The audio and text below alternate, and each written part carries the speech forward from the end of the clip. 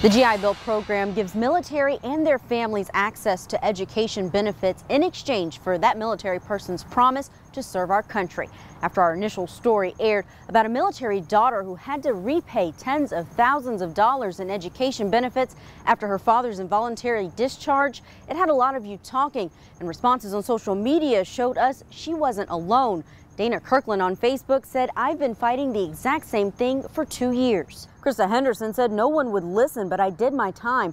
And the comments go on, all from people who say a benefit they thought was guaranteed disappeared on a technicality. We all need checklists. From grocery shopping to doing taxes, they help us know we've completed what we were supposed to do. To hear the government not have your back like you've had theirs, it's hurtful. Jordan Bigby thought she checked off everything when she began college. She applied for education benefits through her father's GI Bill, and she waited for VA approval.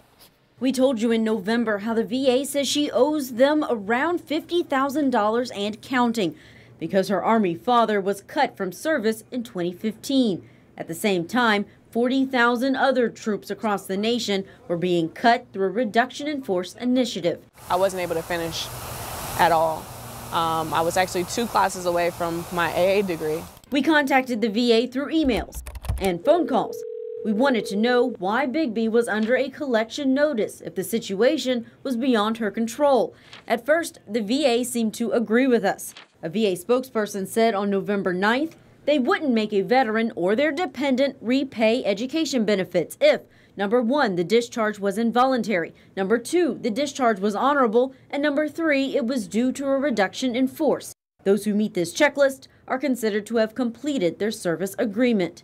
I do believe that this can be fixed, that this can be made right. Jordan's father, Desmond Watson, spoke to us remotely from Maryland. He's had no luck clearing his daughter's credit now 3 years later. You want to help your children in any way that you can. You want to be able to protect them. It's frustrating. He says he never would have voluntarily left the military. His DD-214 papers say his discharge was honorable. They start doing this to soldiers across the board. But the Army told us in a separate statement on December 1st, Watson wasn't discharged because of the national reduction in force. They say that you just kicked them out just to kick them out. That's not the truth. Could it have been a driving infraction Watson was charged with in 2010? He says the incident did put a reprimand in his file, but nothing happened for 5 years. With the VA's new answer that Watson's honorable discharge was really a firing and not a layoff, the case seemed to be closed. That is until we asked Watson to send us his personnel file, and we honed in on this document. A Department of Army Statement of Service, dated June 2015, signed by Watson's battalion commander. It lists his type of discharge as a force reduction discharge, honorable.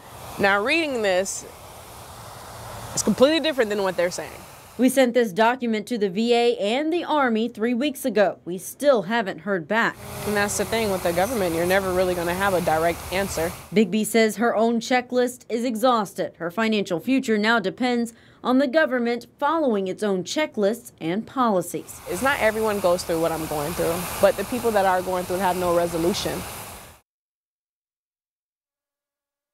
What Jordan Bigby says has been the headline for this 3-year fight that she's had with the VA. I talked to a public information officer for the military, for the Army today on the phone, asked him if he can explain at all this contradiction in the paperwork. He told me that due to privacy reasons, he can't discuss it with me. Well, it seems pretty obvious. So does she have any options at this point? Well, at this time, since we have gotten involved, she has been talking with Senator Marco Rubio, who contacted her directly, and his office is looking into it. But at this time, the Army is standing by their decision that he was discharged for other reasons other than that reduction in force. Wow, okay. We'll see what happens with this one. Thank you, Julia.